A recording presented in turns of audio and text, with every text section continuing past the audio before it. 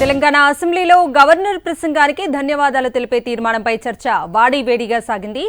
ఎలుకలు తిన్న పిని తీర్థయాత్రలకు బయలుదేరినట్లు కాంగ్రెస్ ప్రభుత్వంపై బీఆర్ఎస్ ఎమ్మెల్యే కేటీఆర్ సెటైర్ వేశారు. అందుకు స్పందించిన సీఎం రేవంత్ రెడ్డి పిల్లి శాపనార్థాలకు ఉట్లు తెగిపడవంటూ సెటైర్కు కౌంటర్ ఇచ్చారు.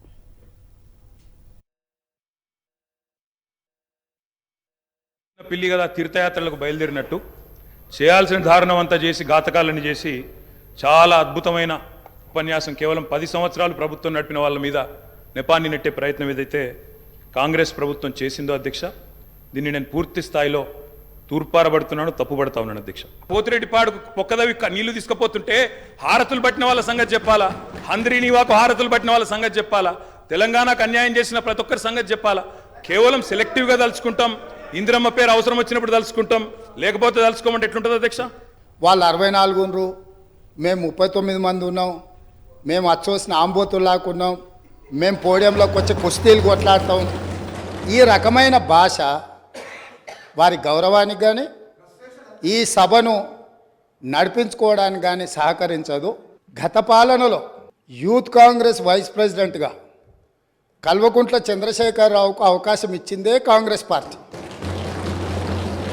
సింగిల్ విండో డైరెక్టర్గా ఎన్నికల్లో పోటీ చేయడానికి ఇస్తే కాంగ్రెస్ పార్టీ తరఫున నిలబడి ఓడిపోయిందే చంద్రశేఖరరావు.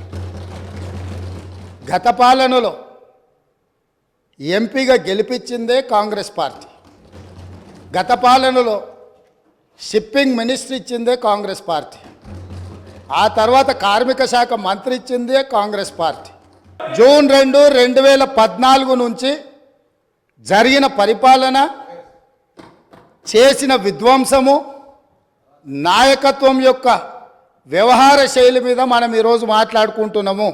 ఆర్థిక నేరమేంది, అన్ని విషయాలు ఈ సభలోనే తమరి అనుమతి తీసుకొని చర్చకు పెట్టి వాటన్నిటిని విశ్లేషిద్దాం.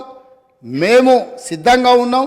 సంవయనం పాటించి ఈరోజు గవర్నర్ గారి ప్రసంగానికి సంబంధించిన మీకు మనసు ఉంటే, తెలంగాణను అభివృద్ధి చేసుకోవాలన్న ఆలోచన ఉంటే అభినందిస్తూ మీరు ముందుకు రండి.